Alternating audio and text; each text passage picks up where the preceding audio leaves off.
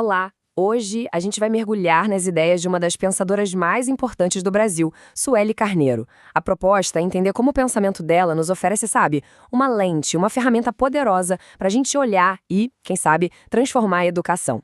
Vamos começar com uma pergunta que com certeza ecoa por aí. Por que será que em tantas escolas alguns estudantes parecem invisíveis? Esse sentimento de não pertencer a um lugar é algo muito sério e pode acabar definindo toda a trajetória escolar de uma pessoa. Mas veja bem, esse sentimento raramente é só uma questão individual, de um aluno ou outro. Na maioria das vezes, a raiz do problema é muito mais profunda. Estamos falando de uma estrutura, de um sistema que opera ali de forma silenciosa, bem debaixo do nosso nariz. E para começar a entender isso, a gente vai usar uma imagem que a Sueli Carneiro nos ajuda a enxergar, a de um espelho quebrado. Pensa nisso. O racismo na escola funciona como um espelho que devolve um reflexo todo distorcido, um reflexo no qual muitos estudantes simplesmente não conseguem se reconhecer. E como é que isso aparece no dia a dia? Não é nada vago, não. A gente está falando de coisas bem concretas. É aquele tratamento diferente que um aluno negro recebe. São as dúvidas, às vezes nem faladas, mas sentidas, sobre a capacidade daquele estudante. É a falta de seriedade na hora de lidar com o caso de discriminação ou, o que é muito comum, aquela mania de negar que o conflito racial sequer existe ali na escola. Então, se o espelho está quebrado, a gente precisa de uma lente para enxergar esses detalhes com mais clareza, né? É aí que entra o pensamento de Sueli Carneiro, uma intelectual, uma ativista fundamental para a gente entender o Brasil. E a trajetória dela diz muito. Ela nasce em 1950, entra na USP para fazer filosofia, mas é o contato com o movimento negro que muda tudo. Em 88, ela ajuda a fundar o GLE10, um marco. E veja, o doutorado dela vem só em 2005, ou seja, a teoria dela não nasceu na academia. Ela foi forjada primeiro na luta, no calor do mundo real. E essa frase dela, ela resume tudo, né? Não devo nada à universidade, quem me formou foi o movimento negro. É muito potente. O que ela está dizendo é que a formação de verdade, o conhecimento que importa, não veio dos livros e das salas de aula da universidade, mas sim da organização, da vivência e da luta do povo negro. E foi justamente dessa caminhada entre a luta e a reflexão que ela chegou a um conceito central, uma palavra que consegue dar nome com precisão àquele problema da invisibilidade que a gente falou lá no comecinho. A palavra é epistemicídio. Episteme vem de conhecimento e sídio de morte, ou seja, a morte do conhecimento. E o ponto aqui é fundamental.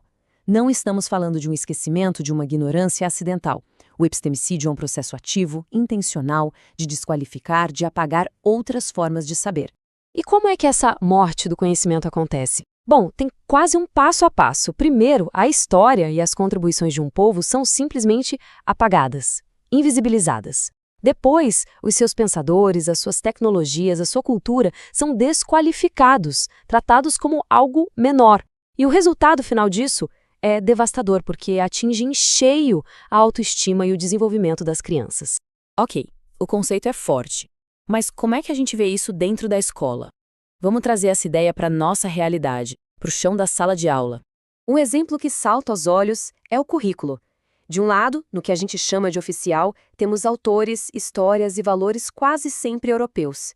Do outro lado, na coluna do que falta, fica um vazio, um silêncio sobre as filosofias, as tecnologias, as artes e as histórias africanas e afro-brasileiras. O epistemicídio também aparece de um jeito mais sutil, nas baixas expectativas. Sabe, naquela dúvida, muitas vezes inconsciente, que paira sobre a capacidade intelectual dos estudantes negros. Isso também é uma forma de apagar potências. E ele fica ainda mais forte quando os conflitos raciais são ignorados. Toda vez que um caso de racismo é tratado como brincadeirinha ou mal entendido, o que se faz é negar a realidade e a experiência daquele estudante. Essa outra citação da Sueli nos lembra que essa luta dentro da escola faz parte de uma luta muito maior.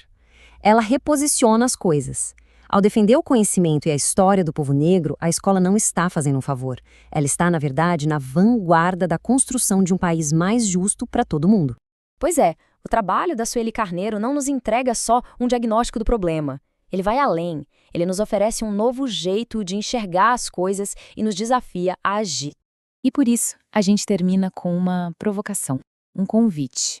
O convite para a gente pegar essa lente que Sueli Carneiro nos deu e apontar para a nossa própria prática e nos perguntarmos com toda honestidade: na minha sala de aula, qual conhecimento eu coloco no centro?